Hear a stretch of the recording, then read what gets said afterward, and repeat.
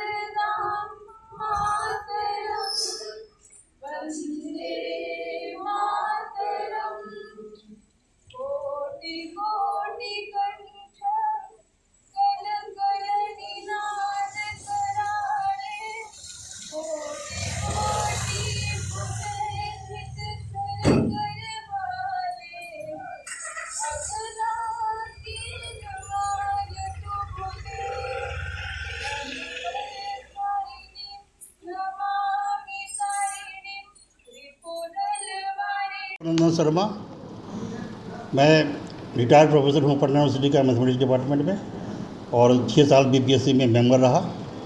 इस रूप में यहाँ से जुड़ा हुआ अभी।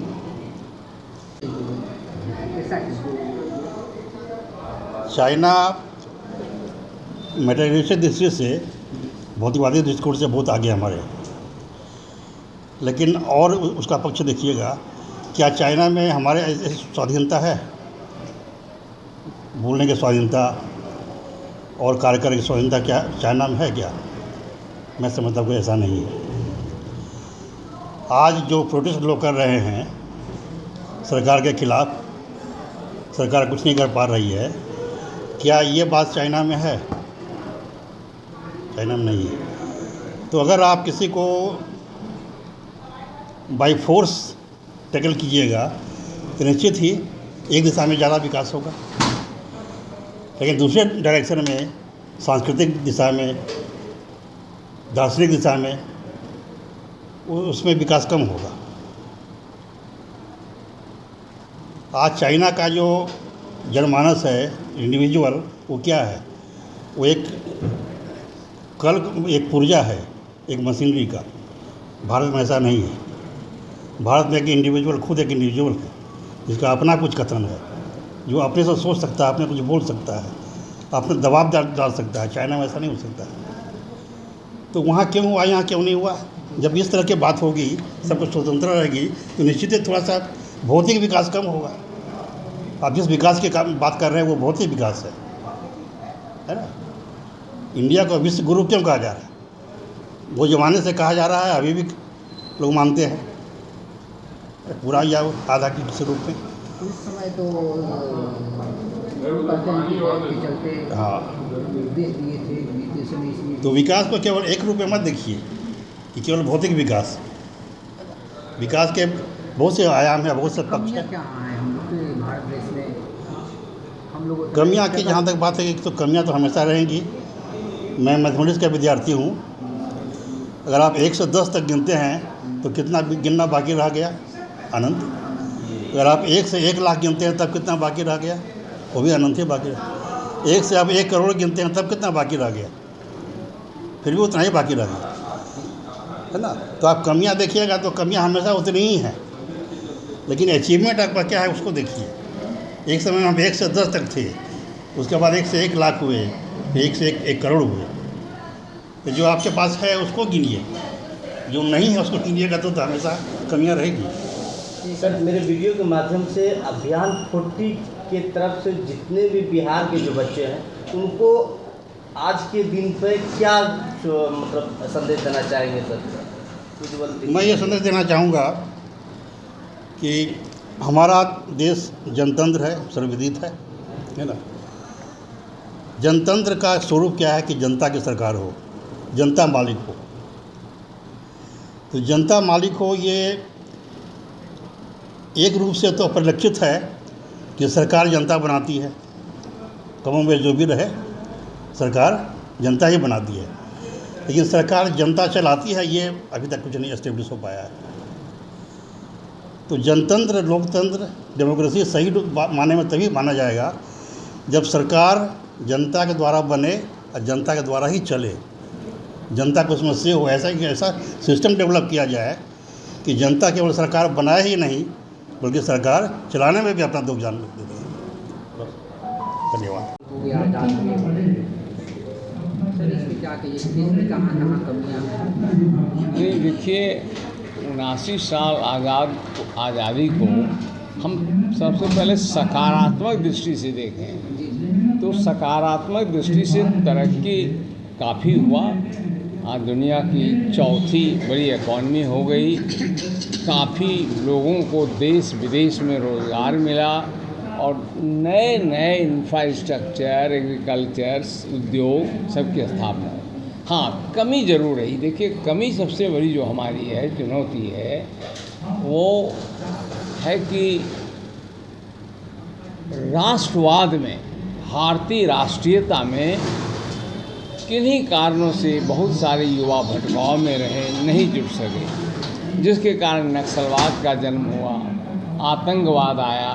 तो देश की बहुत बड़ी ऊर्जा इन चीज़ों पर लग गई। अब करीब करीब ख़त्म है, लेकिन आप ये नहीं कह सकते पूर्णतः खत्म हुआ। अब दूसरी समस्या है कि युवाओं की जनसंख्या बढ़ी, जनसंख्या का वृद्धि दर घट गया, लेकिन वो जनसंख्या जिससे अगली जनसंख्या आती है, फर्टिलिटी ग्रोथ वाली जनसंख्या का आकार बड़ा हो गया युवाओं, उससे और परिवार बढ़ने लगे। तो इन युवाओं को ना सही ढंग से अभी पूर्णतः शिक्षा बनी। कुछ संस्थाएं ज़रूर उच्च कोटि की हैं, लेकिन आम गांव देहात में जो कॉलेजेज हैं, स्कूल्स हैं, वो ग्रामीणों के आशा के अनुरूप, उसके माता पिता के अनुरूप नहीं आगे बढ़ सका। कई कारण हैं उसमें। एक तो कुछ फंड की भी कमी रही, परिणाम है कि बेरोजगारी जैसी समस्या हो रही, और उसी में आप देखते हैं कि वो जैसी समस्याएं आगे भी बढ़ सकती हैं। तो आज प्रधानमंत्री ने लाल किला से जो घोषणा किया है 7 पॉइंट्स एड्रेसिंग द यूथ, युवाओं को संबोधित करते हुए, जिसको जैन जी कहते हैं, उनके विकास के बहुआयामी योजना आज प्रधानमंत्री ने दिया। हमको लगता है अगर उसके दिशा में सही काम हो तो देश की एक बहुत बड़ी समस्या का समाधान होगा। तीसरा, लॉ एंड ऑर्डर, खासकर महिलाओं का सशक्तिकरण की गति धीमी है। इसलिए देखिए, क्राइम, खासकर सेक्स क्राइम आदि सभी महानगरों में जिस ढंग से बढ़े, उस पर प्रशासनिक शक्ति बहुत ज़रूरी है भी अगर, तो उसका प्रतिफल नहीं आ रहा है।